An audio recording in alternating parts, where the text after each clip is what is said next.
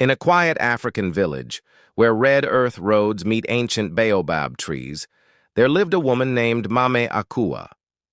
Her home was small, but her love was deep. She had two children, the first and the last, and their lives would never carry the same weight. On a stormy night, when thunder rolled across the sky, Mame Akua gave birth to her first child. She named him Kofi. The elders looked at the newborn and said, "This one will be strong." But strength came with a price. Kofi grew up before he was ready. While other children played, Kofi fetched water before sunrise. He worked the land under the burning sun. When food was little, he ate last. When mistakes were made, he was blamed first. They told him, "You are the firstborn. You must understand." But no one asked if his heart was tired.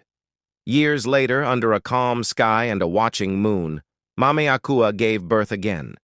She named her Ama. Ama was born into softer hands, into experience, into love that had already learned pain. When Ama cried, everyone listened. When she laughed, the house felt full. She was protected, because someone else had already stood in the storm. Ama grew like a flower watered by kindness.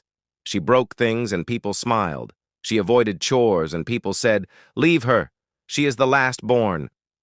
But Kofi stood quietly behind her, carrying responsibilities he never asked for. When their mother fell sick, it was Kofi who sold his dreams to buy medicine. When Ama needed school fees, it was Kofi who stayed home to work. No praise, no thanks, only the words, "It is your duty." At night, Kofi sat beneath the baobab tree, tears falling into the dust, and the tree listened. One evening, Ama spoke without thinking. Ama, light, careless.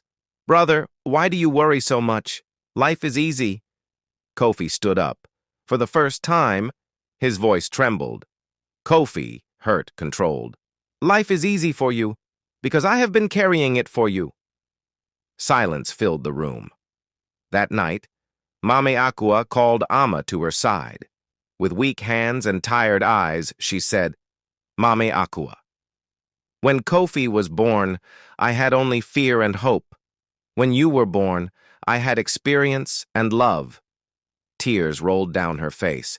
"Mame Akua, I did not love one child more than the other. I only forgot that the first child also needs rest." Ama wept. For the first time, she understood.